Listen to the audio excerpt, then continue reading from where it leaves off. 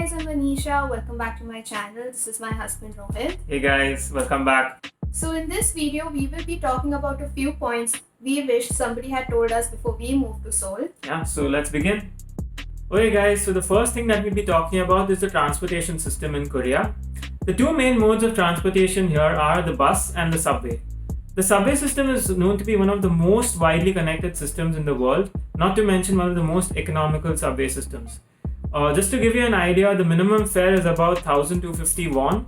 From the airport to say the center of Seoul will cost you say around 2,500 won, which considering the amount of distance you're traveling is not much and it's fairly reasonable. So wherever you're unable to go via the subway, you have buses available. For traveling in both the subway and the metro, you need something called as a Tmoney card, which is available in all convenience stores, or you can ask your bank to give you a Tmoney enabled credit or a debit card. It looks something like this. So you can also ask your bank to enable a Tmoney system. Say you also get these chip keychains. The advantage with telling your bank to enable Tmoney on your debit or credit card is that you don't have to worry about recharging the card everywhere. Because the key thing to keep in mind here is that you can recharge the card only with cash, not with your credit card or debit card. So one of the most helpful apps that we found here is called the Kakao Metro app. So you just input the from destination to the to destination and it gives you the best route according to where you are. There are a few different types of subway systems here where like you can take the normal subway which has more number of stops, or you can take the express route. So this app gives you the option of selecting both, and it also allows you to select a scheduled time so that it will tell you that okay, the subway train is coming now. Another key thing to keep in mind is that Google Maps doesn't work that well compared to what you would be used to in your home country. This is primarily to do with the security aspect being so close to North Korea.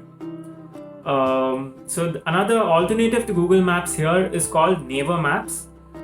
Naver Maps is really helpful. It's also available in English. It will give you a collated view of buses, subway, taxis, walking, cycling routes, everything. And it has like you can search even the local places here which would not show up in Google Maps, they will show up in Naver. Another tip is that nowadays most mobiles are enabled with NFC or near field communication, especially the Samsung phones which are very prevalent here, and the iPhone also. You can download the Tmoney app, which I'll link in the description below, and also you can see the card right here. So you can just recharge your phone with the Tmoney from the Tmoney website or the official app, and you can just use your phone to pay, which is very convenient. So along with the Kakao Metro app, it also makes sense for you to install the Kakao Taxi app, which is called the Kakao T. Again, link in the description below, which is similar to Uber and Ola. So coming to the next point, language. This is a big point you need to keep in mind before moving to Korea. Like us, we had underestimated how valuable knowing at least basic phrases of Korean can be. When I say basic, you could say like directions, left, right, front, back, paying for something, the denominations of money, and basic phrases like telling hello, thank you, and how much. So I'll also link a few websites and apps that are really useful. Off the top of my head, you need to have Google Translate installed. Along with Google Translate, like I mentioned before, the local search giant here is called Naver. You need to have this app called Naver Papago installed. This gives you a more formalized it gives you a more formal translation, especially in a corporate setting. The translation is more respectful than what I've noticed in what Google gives. Along with that, if you're able to practice Korean with Duolingo, which is a very friendly app to get you through the basics, that will go a long way. At least like you'll be able to read and write at a bus stop or say at the subway station, telling thank you, welcome, how much for a particular thing when you're going to buy stuff at the market. These will go a long way in making your life a lot easier in Korea. Let's talk about the weather now. So there are 4 distinct seasons here. The first one is winters, and that is from November to February. It goes down to minus 15 degrees, so be prepared for that. And it snows here, but not that much. It's like, Yeah. 4 or 5 days, I think. During winters it snows, but you will not see like snow piled up, for days together, so that's nice. And the next season that comes is a cherry blossom season, that is the spring season. So for me, and I think even for Yeah, Rohit, of course. this season is the best because the city looks very beautiful. So I guess this would be the best time to visit. So the next season that comes is summer, and that is from June to August, sometimes mid-September. And it's really humid during this time. I mean, you can't step outside without maybe, you get these fans here. People use these hand fans here that are nice. You can use them during that We used season. to play with those fans as kids, but here, surprisingly, it's very common and you'll see everyone carrying them in summer. So the next season is fall, that is from September to November. And again, the colors are really nice outside. You have the browns, the yellows. So people are outside clicking pictures. So that's again a nice time to visit. So coming to almost every girl's favorite topic, shopping. So I remember when I was packing my bags, I was a little skeptical as to where I'll get my clothes and at what price. When I came here, I realized that you're getting quite good quality stuff at a reasonable price. And obviously, like how we have in our countries, you have these high-end brands, and then you have places where you can go shop at a reasonable price. You have places like Express Bus Terminal and Myeongdong, and in Hongdae you have a system called as underground shopping, where you get clothes at a price of 10,000 won.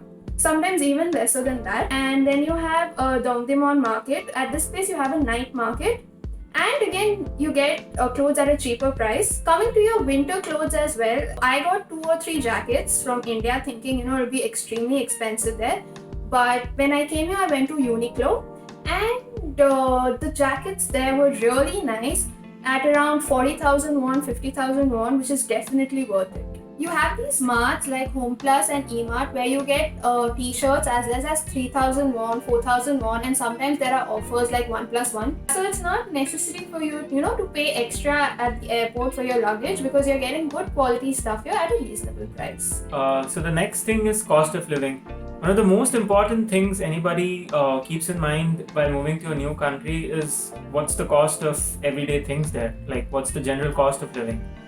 I found this really handy website called Numbeo.com, where you can calculate the cost of living and compare it to your home country, and it will give you a breakdown of all expenses, like say what does a loaf of bread cost, how much is a bunch of bananas, and how much is a meal at McDonald's, that sort of thing.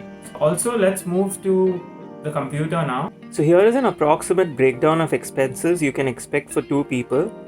I've broken it down into a few categories so that y'all can easily understand. So let's pick the first category, grocery. So this is marked by week. It is marked week wise. So this would be week 1, week 2, week 3, and week 4. So approximately on one grocery run, you would be spending either between 30 to 50,000 won. And so if you total all these 4, it comes up to close to around 160k won. The next category would be eating out and entertainment. This includes going out for lunches and dinners, along with going for an occasional concert or a show, or you could go for a movie. Here again, normally people do go out at least twice a week. So this is broken down week wise again. This would be Saturday or Sunday, or maybe middle of the week and Sunday. So probably say if you spend one time, you spend maybe around 25 plus 25, that's 50,000 won. Another day you may spend say 35,000 won. So if you total all the weeks, it comes up to around 240,000 won. Next category would be supplies, essentials, toiletries, cleaning supplies, that sort of thing. So this I've given a blanket buffer number of 100,000 won. It could be less for you or more for you, again depends on everybody's situation. So going to the next category, transport. Here I've broken it down by the number of people. So per person it would be close to around 50,000 won. This includes your rare taxi trips, because taxis are quite expensive in Seoul, and your Tmoney recharge for your buses and subway. Of course, if you have a car, the expenses would be more because you'll have to take into consideration the insurance amount and the EMI, so that sort of thing. So here I've kept around 100,000 won. The next category is shopping. So this could include, say, gifts or shopping for clothes. Again, this is not a thing that everyone does every month, but again, I've given a round figure of 100,000 won. So, and finally, let's look at the utility bills. So this includes your water bill, which is paid every alternate month, and that comes up to around between 35 to 45,000 won. So you could expect to pay around 20,000 won per month on average. Next is electricity. This again is around 35,000 won from our experience. And the next one would be the gas or the heating. So here in Korea, the heating happens via the gas pipeline. This is your thermostat that's attached in the walls. But the key thing here is that the walls don't get heated up here. The heating happens through the floor. Again, here it varies. In winters, the bill will be really high, and in summers, it will be really low. In summers, you will use it only for cooking and your water heater. But again, for winters, you will keep it on most of the time because it gets fairly cold, as we described before.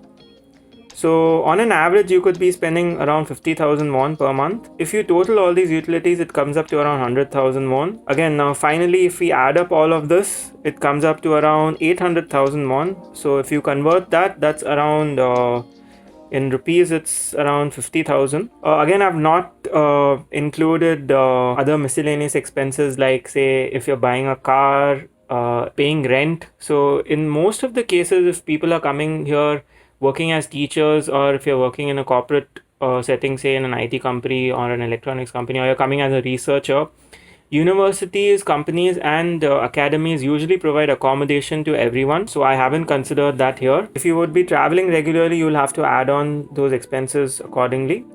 So yeah, hope this is helpful. A meal for a single person in a proper Korean restaurant, including, say, some side dishes which are usually served along with the main dish, would probably cost, say, between not more than 10,000. Usually it's 8,000 in most of the local restaurants.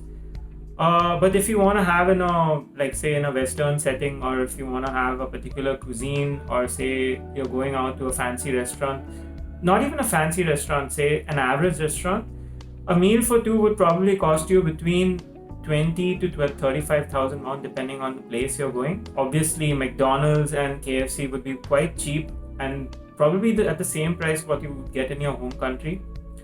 A burger is around, a basic burger is, say, around 4,000 won, and a fancy burger is around 5 to 6,000 won. And of course, the drinks and the snacks are pretty much the same as what you will get in your home country. Also, guys, don't forget to subscribe if you haven't already, because we're planning a video on money saving tips in Korea, so stay tuned. So coming to the next point, if you have seen the taste testing video that we have made, in that I have mentioned once or twice how I have developed a taste for Korean things after coming to Korea. So initially I was not open to trying new things. I was like, where is my Indian food? But then I gave it a shot, and I guess over a period of time I developed a taste for it. I started liking it. So I would recommend, don't be picky about eating here, because firstly, you can save some money if you like Korean food, as he mentioned the difference between the cost. And secondly, there are only a few areas where you will get your cuisine. And sometimes if you're not living in that area, reaching there might take a lot of time. So it's always better to try new things. And since you're coming to Korea, maybe you can just give it a shot, and you can develop a taste for it and get accustomed to their palate as well. So there are more apartments than individual houses with backyards and lawns. And the houses are quite small. So you have different kinds of housing. One is office-style, that's like a studio apartment. The second is Goshiwon, where you have to share the bathroom as well as the kitchen, and you have kimchi and rice included in your accommodation. And the third one is a normal apartment, that's the Korean traditional apartment. But the thing here is that you have maybe one common bathroom, even if it is a 3-bedroom house. So that, I guess, will be a problem for people like us who are used to living in houses with attached bathrooms. In the traditional Korean apartment, price of the apartment increases with each floor, as there's a full length window and the view becomes better and better as you go higher. So the next kind is the villas. So these are apartments itself, but they are not owned by any big corporation. They are individual owners, and on each floor you will have maybe 2 apartments, and there are around 4 to 5 floors. So why we mention these different type of apartments is when you're looking for accommodation here, 2 apps are really useful. One is called Zigbang and one is called Dabang. So we'll put the link in the description below. Also, you have real estate agents almost on every corner here. The real estate agent is called Bu Dong San here. I'll drop a picture of it right here. So if you're going to a real estate agent, you need to tell them what type of apartment you want. So then you can describe them what kind of place you're looking for. Also coming to the rent situation here. So there are mainly 2 types of rent. So one is called Jonse, which is like where you give the, say, a landlord or the building owner a huge sum of money. When I say huge sum of money, it could be around 1.5 crores, and you don't pay any rent. So you give them a lump sum amount of, say, 250 or 200 million Korean won, and your rent is basically free. Like, you don't pay any rent per se. But the thing is, you have to make a contract for that at the beginning. Like, you say, okay, I'm making a contract for 1 year or 2 years. You can't leave before that. Otherwise, you have to pay them a penalty.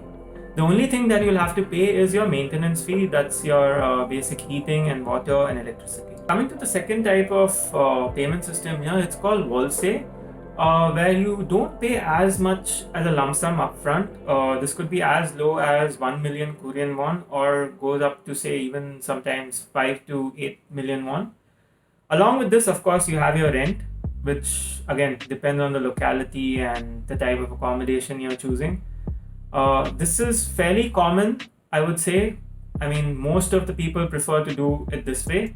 The only reason why you would choose the previous one that's called Jonse is because if your company is providing an apartment, which is very common if you're coming here on, say, like if you're coming here for an IT job, if you're coming as a researcher and your university or your company is helping you with your accommodation, the first accommodation, which is called Jonse, is very, very common, where the organization will pay a large sum of money upfront and they won't have to pay any rent.